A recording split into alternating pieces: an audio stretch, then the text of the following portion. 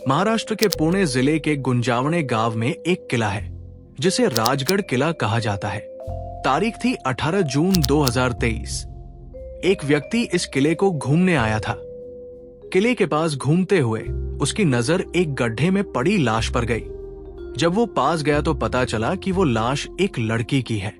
उस व्यक्ति ने तुरंत नजदीकी पुलिस स्टेशन को कॉल किया। थोड़ी देर बाद पुलिस की टीम मौके पर पहुंचती है। लड़की की बॉडी गड्ढे से बाहर निकाली जाती है। उसके शरीर पर गहरे घाव थे। बॉडी सड़ने लगी थी। अंदाजा लगाया गया कि ये लाश यहाँ 7 से 8 दिन पुरानी है। पुलिस को वहां से एक मोबाइल, एक चश्मा और सफेद रंग के जूते मिलते हैं। पुलिस मोबाइल से डिटेल्स निकालकर उसके परिवार से संपर्क करती है। ये भी पता चलता है कि 14 जून 2023 को एक लड़की की मिसिंग रिपोर्ट पास के पुलिस स्टेशन में दर्ज हुई थी। मोबाइल डेटा और मिसिंग रिपोर्ट के आधार पर लड़की के माता पिता को बुलाया जाता है। माता पिता उसकी पहचान करते हैं। लड़की का नाम था दर्शना पवार। उम्र थी सिर्फ 26 साल। पुलिस दर्शना की डेड बॉडी को पोस्टमार्टम के लिए भेजती है और केस की तफ्तीश शुरू करती है। परिवार वालों ने बताया कि 12 जून को दर्शना अपने दोस्त राहुल अंडोरे के साथ राजगढ़ किले घूमने गई थी।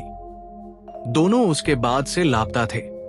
13 जून को दोनों के परिवार वालों ने खुद से खोजबीन की। 14 जून को दर्शना और राहुल की मिसिंग रिपोर्ट दर्ज कराई गई और 18 जून को दर्शना की लाश मिली। अब सवाल था, अगर दर्शना की लाश मिल गई है तो राहुल अंडोरे कहाँ है? क्या दोनों के साथ कोई हादसा हुआ है और उस हादसे में दोनों की मौत हो गई? सवाल बहुत थे, लेकिन जैसे ही पोस्टमार्टम रिपोर्ट आती है, पुलिस को कई सवालों के जवाब मिलने लगते हैं। अब तक पुलिस यही मान रही थी कि दर्शना और राहुल के साथ कोई हादसा हुआ है। शायद वो पहाड़ से गिर गए होंगे। लेकिन पोस्टमार्टम रिपोर्ट ने सारी कहानी पलट दी। रिपोर्ट में साफ साफ लिखा था कि दर्शना पर किसी भारी हथियार से 22 से 23 बार वार किए गए। साथ ही उसके सिर पर भारी पत्थर से हमला किया गया था। यानी ये एक्सीडेंट नहीं, मर्डर था। अब पुलिस के सामने 2 थ्योरीज आई। पहली ये कि दर्शना और राहुल राजगढ़ किले घूमने गए थे। वहां किसी ने दोनों को मार डाला और लाश नीचे फेंक दी। पुलिस उसी इलाके में जाकर राहुल की लाश ढूंढती है, लेकिन वहां कहीं भी राहुल की बॉडी नहीं मिलती। दूसरी थ्योरी ये बनती है कि राहुल और दर्शना राजगढ़ किले गए थे और राहुल ने ही दर्शना की हत्या कर दी और वहां से भाग गया, क्योंकि अब यह साफ था कि दर्शना की मौत मर्डर थी। इसके बाद पुलिस 5 स्पेशल टीमें बनाती है। पहली टीम सीसीटीवी फुटेज खंगालती है। दूसरी टीम दर्शना और राहुल का बैकग्राउंड चेक करती है। तीसरी टीम कॉल डिटेल्स निकालती है। चौथी टीम गवाह और सबूत इकट्ठा करती है और 5वीं टीम सारी जानकारी का विश्लेषण कर रही थी। पुलिस इस केस की गहराई से जांच में जुट गई थी। सबसे पहले दर्शना और राहुल का बैकग्राउंड निकाला गया। पता चला कि दोनों अहमदनगर के कोपर गांव के रहने वाले थे। बचपन से ही एक साथ खेले कूदे और बड़े हुए। दर्शना के पिता शुगर मिल में काम करते थे। दोनों का परिवार मिडिल क्लास था। ग्रेजुएशन के बाद दोनों ने गवर्नमेंट जॉब की तैयारी का फैसला लिया। इस वजह से दोनों अहमदनगर से पुणे आ गए। यहां आकर दोनों ने एमपीएससी यानी कि महाराष्ट्र पब्लिक सर्विस कमीशन की तैयारी शुरू की। अलग अलग रूम्स में रहते थे, लेकिन एक ही कोचिंग में पढ़ते थे। दर्शना पढ़ाई में बहुत होशियार थी। वो अपने सपने को पूरा करने के लिए जी जान से मेहनत कर रही थी। राहुल भी लगन से तैयारी कर रहा था। जब एमपीएससी एग्जाम हुआ, दर्शना ने मेहनत से टॉप कर लिया, लेकिन राहुल फेल हो गया। दर्शना को फॉरेस्ट रेंज ऑफिसर की पोस्ट मिल गई। कुछ ही दिनों में उसकी ज्वाइनिंग थी। वो पुणे से वापस कोपरगांव, अहमदनगर लौट आई।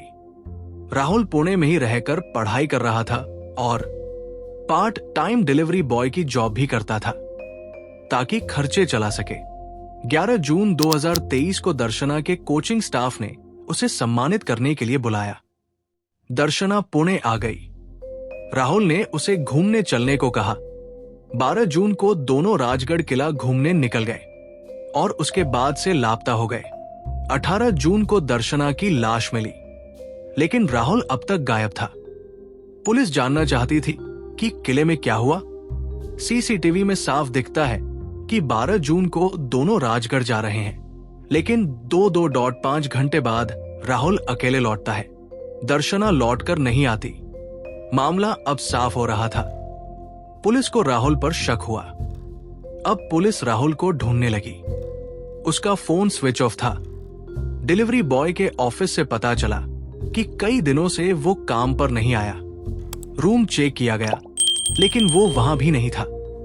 पुलिस उसकी लोकेशन और ट्रांजैक्शन ट्रैक कर रही थी। दिल्ली एटीएम से पैसे निकाले गए। कभी लोकेशन कोलकाता, कभी चंडीगढ़ में मिली, यानी राहुल पुलिस से भाग रहा था। और अंततः 21 जून को राहुल अंडोरे मुंबई के अंधेरी से पकड़ा गया।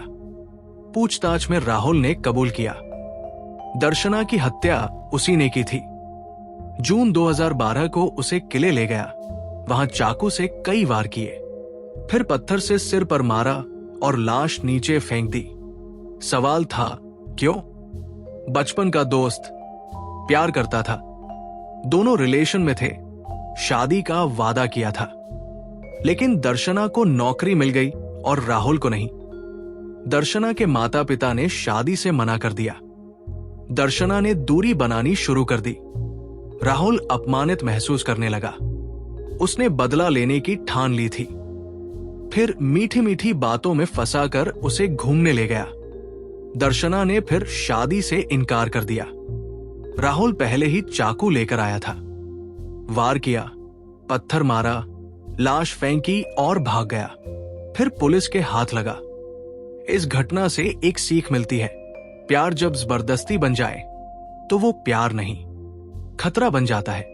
सच्चा प्यार वो होता है जिसमें त्याग हो। इस घटना से आपने क्या सीखा? कमेंट करके जरूर बताएं और चैनल को सब्सक्राइब करना ना भूलें।